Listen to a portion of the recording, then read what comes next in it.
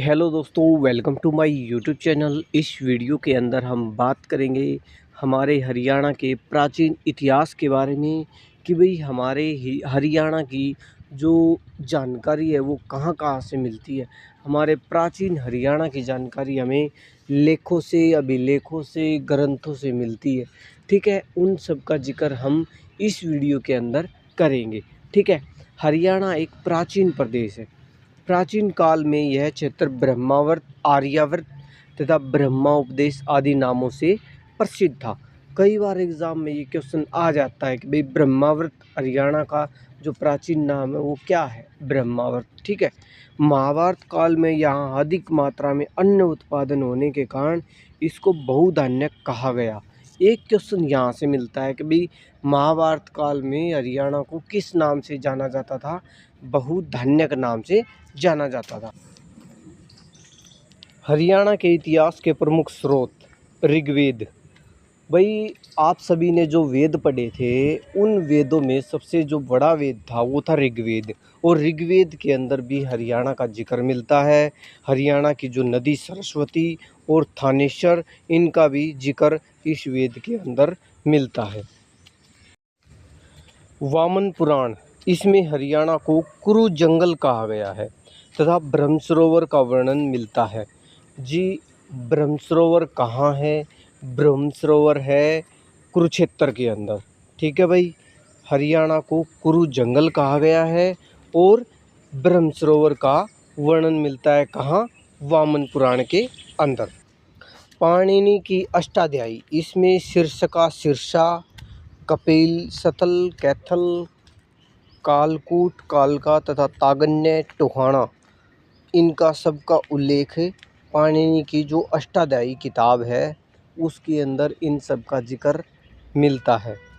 और बाणभट्ट की जो हर्षचरित किताब है, बाणभट्ट की जो हर्षचरित बुक है जो हर्षवर्धन के लिए लिखी थी बाणभट्ट ने, उसके अंदर भी हमारे हरियाणा का जिक्र है, हरियाणा के थानेश्वर का जिक्र है, और उसमें हर्षवर्धन के प्रशासन, उसके राजनीतिक जीवन के बारे में बताया गया है। बाणभट्ट कौन था?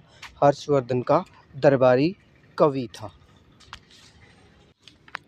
प्रमुख अभिलेख एवं पुरातात्विक साक्ष्य, जैन मूर्तियाँ, रानीला जो कि दादरी के अंदर है, हांसी जो कि हिसार ज़िले के अंदर है, वहाँ से प्राप्त हुई हैं।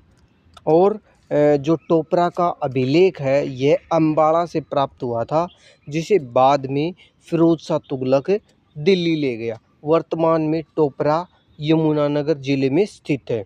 यहाँ से भी कई बार एग्ज़ाम में क्वेश्चन आ जाता है टोपरा अभिलेख से।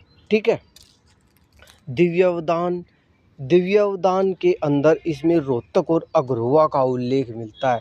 कई बार ये भी पूछा जाता है कि भाई दिव्यावदान में किस ज़िले का जिक्र मिलता है, तो मोस्टली जो क्वेश्चन जो आंसर होता है वो रोहतक का ही होता है। ठीक है भाई, रोहतक और अग्रोहा का उल्लेख कहाँ मिलता है? दिव्यावदान में। प्राचीन काल अभिलेख, जो राजा भोजराज था उसके समय के दो अभिलेख मिले हैं, एक पेहुआ से और एक सिरसा से। ठीक है भाई, अग्रोहा से प्राप्त अभिलेख में संगीत के 7 स्वरों का वर्णन मिलता है। पशुपति संप्रदाय से संबंधित अभिलेख सिरसा से प्राप्त हुए हैं। लांडनु अभिलेख से ज्ञात होता है कि हरियाणा राज्य की जो राजधानी थी वो दिल्ली थी। हरियाणा से प्राप्त महत्वपूर्ण पुरातात्विक साक्ष्य, कपालमोचन यमुनानगर के अंदर है, से अशोक का अभिलेख मिला है। हिसार के गुजरी महल में 8 अभिलेख मिले हैं। तोसाम भिवानी से दूसरी चौथी शताब्दी के अभिलेख प्राप्त हुए हैं। कई बार पूछा जाता है कि भाई कपालमोचन कहाँ है? यमुनानगर। गुजरी महल कहाँ है? हिसार के अंदर। अग्रोहा अभिलेख से योद्धेय गण की प्रशासनिक व्यवस्था की जानकारी मिलती है। योद्धेय गण की प्रशासनिक व्यवस्था की जानकारी कहाँ से मिलती है, ये क्वेश्चन आएगा। फिर ऑप्शन में होंगे अभिलेख, तो हमारा आंसर होगा अग्रोहा अभिलेख। ठीक है, योद्धेय गण की जो जानकारी मिलती है वो अग्रोहा अभिलेख से मिलती है। और बौद्ध धर्म का जो प्रमुख केंद्र था वो कहाँ था? वो था शुद्ध के अंदर, यानी जगाधरी के अंदर। और गुप्त काल में स्वर्ण और रजत मुद्राओं का निर्माण हुआ था। यक्ष यक्षिणी की मूर्तियाँ ओडल, पलवल, बदास से प्राप्त हुई हैं। मौर्यकालीन स्तूप और अवशेष हिसार और फतेहाबाद से प्राप्त हुए हैं। हड़प्पा सभ्यता के अवशेष भिवानी से प्राप्त हुए हैं। महात्मा बुद्ध की जो 2 संपूर्ण मूर्तियां नौरंगाबाद और पंचमुखी शिव मूर्ति पेहुआ से प्राप्त हुई है। ठीक है। महाभारत काल एवं हरियाणा के जो हड़प्पा स्थल हैं उनके बारे में और बात करेंगे।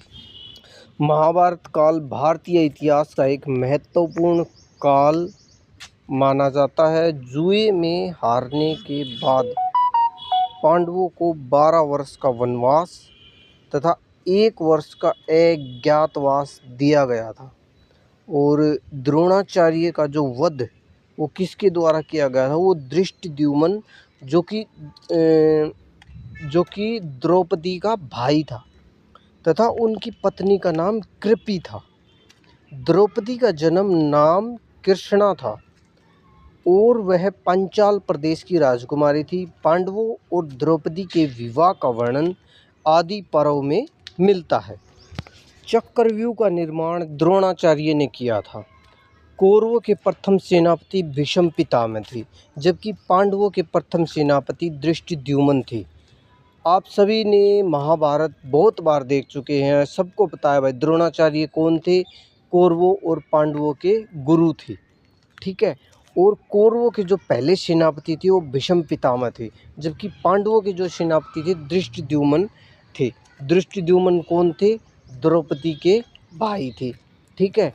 और चक्रव्यूह का निर्माण किसके लिए किया गया था? अभिमन्यु के लिए।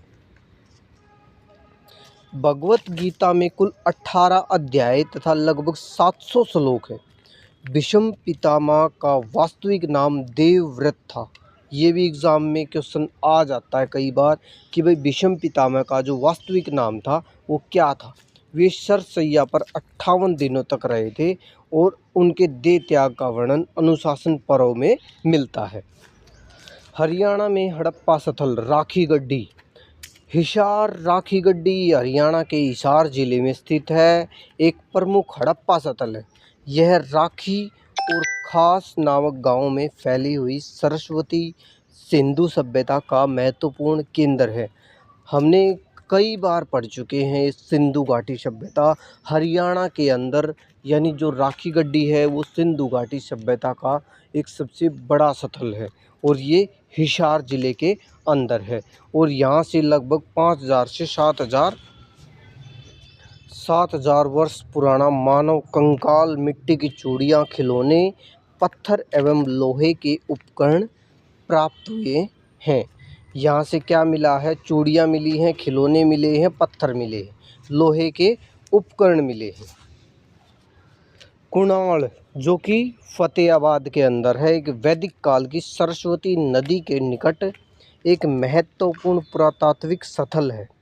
यहाँ से प्री-हड़प्पा सभ्यता के अवशेष प्राप्त हुए हैं जो लगभग 6000 वर्ष पुराने माने जाते हैं। यानी कुणाल से हमें हड़प्पा सभ्यता के अवशेष मिले हैं। कुणाल की खुदाई जो 1985 में आरंभ हुई थी और यहाँ से हथियार, चूड़ियाँ, चांदी के बर्तन, पत्थर, स्वर्ण हार और आभूषण निर्माण की भट्टियाँ प्राप्त हुई हैं। ठीक है। सिंधु घाटी सभ्यता का भी ये एक महत्वपूर्ण स्थल है। भेड़ाना जो कि फतेहाबाद के अंदर है। भेड़ाना सिंधु घाटी सभ्यता के सबसे प्राचीन स्थलों में से एक माना जाता है। 2003 से 2004 में उत्खनन में यहाँ महत्वपूर्ण अवशेष प्राप्त हुए हैं। नर्तकी की आकृति वाले बर्तन और अन्य पुरातात्विक वस्तुएं प्राप्त हुई हैं। सीसवाड़ जो कि हिसार जिले में है, यहाँ खुदाई की थी डॉक्टर सूरजभान द्वारा 1967 में और यहाँ से मिट्टी के बर्तन, चूड़ियाँ, मनके और तांबे से बनी वस्तुएं प्राप्त हुई हैं। राजस्थान की खेतड़ी तांबा खानों के प्रभाव के कारण यहाँ तांबे का व्यापक उपयोग किया जाता था। सिसवाड़ कहाँ है? हिसार जिले में। और यहाँ क्या क्या मिला है? यहाँ मिला है मिट्टी के बर्तन मिले हैं, चूड़ियाँ मिली हैं, मनके मिले हैं, ठीक है। बालू जो कि कैथल के अंदर है, 1977 में खोज हुई है और यहाँ से प्रारंभिक विकसित तथा उत्तर हड़प्पा संस्कृति के अवशेष प्राप्त हुए हैं। साथ ही यहाँ से लहसुन के अवशेष भी मिले हैं। ये इम्पोर्टेंट है, लहसुन के अवशेष कहाँ मिले? बालू। मदीना, मदीना कहाँ है? रोहतक ज़िले में स्थित है और यहाँ की खुदाई 2007-2008 में की गई थी और खुदाई के दौरान उत्तर हड़प्पा संस्कृति तथा चित्रित धूसर मृद भांड संस्कृति के प्रमाण मिले हैं मदीना से। गिरावड़, गिरावड़ रोहतक ज़िले में स्थित है और इसकी जो खोज हुई है ना वो 2006 में MDU महर्षि दयानंद विश्वविद्यालय के जो शोधकर्ता थे उनके द्वारा की गई थी और यहाँ खुदाई के दौरान हमें आवासीय संरचनाएं और मिट्टी पकाने की भट्टियाँ मिली हैं। यहाँ से क्या मिला है? मिट्टी पकाने की भट्टियाँ मिली हैं भाई। और सांपला, ये भी रोहतक के ही अंदर है। सांपला में 2021 की खुदाई के दौरान हड़प्पा कालीन मानव कंकाल के अवशेष मिले हैं भाई। मानव कंकाल के अवशेष यहाँ से भी मिले हैं और ये कंकाल बताया गया है लगभग 3500 साल पुराना माना जाता है। ये देखो सिंधु घाटी सभ्यता कितनी ज़्यादा विकसित थी, ठीक है। अब बात करेंगे भगवानपुरा की। भगवानपुरा कुरुक्षेत्र में सरस्वती नदी के किनारे हड़प्पा सभ्यता का महत्वपूर्ण स्थल है। यहाँ से बैल की आकृति वाले खिलौने, टेराकोटा मोती और अर्ध कीमती पत्थर प्राप्त हुए हैं, ठीक है। क्वेश्चन आएगा कि भाई बैल की आकृति वाले खिलौने कहाँ से मिले हैं, अर्ध कीमती पत्थर कहाँ से मिले हैं, या फिर भगवानपुरा किस ज़िले के अंदर स्थित है। ये हमें याद रखना है, कुरुक्षेत्र में है और यहीं से बैल की आकृति वाले खिलौने मिले हैं। मिथाथड़ जो कि भिवानी ज़िले में स्थित है और यहाँ से हमें हड़प्पा संस्कृति के प्रमाण प्राप्त हुए हैं। इसे सिसवाड़ संस्कृति भी कहा जाता है। इसे हड़प्पा सभ्यता का पूर्वी क्षेत्र माना जाता है। मिथाथड़ किस ज़िले के अंदर आता है? ये भिवानी ज़िले के अंदर आता है, ठीक है। और ये हड़प्पा सभ्यता का एक स्थान है। अगर बात करूं भिवानी के अंदर जो मिथाथड़ है और एक जगह और है नौरंगाबाद। कई बार एग्ज़ाम में पूछ ली जाती हैं कि भाई मिथाथड़ किस ज़िले के अंदर आता है, नौरंगाबाद किस ज़िले के अंदर आता है, ठीक है। ये सब दोनों भिवानी के अंदर ही आते हैं। नौरंगाबाद जो है वहाँ की जो प्रारंभिक खुदाई में हमें सिक्के मिले हैं, खिलौने मिले हैं, मूर्तियाँ मिली हैं, लगभग 2500 साल पुरानी कलाकृतियाँ प्राप्त हुई है वहाँ से, नौरंगाबाद से। ये जो रोहतक से भिवानी जिस रोड पे जाते हैं तो बामला से आगे जो आता है वो नौरंगाबाद आता है रोड पे ही, ठीक है। नौरंगाबाद और मिथाथड़ भिवानी के अंदर।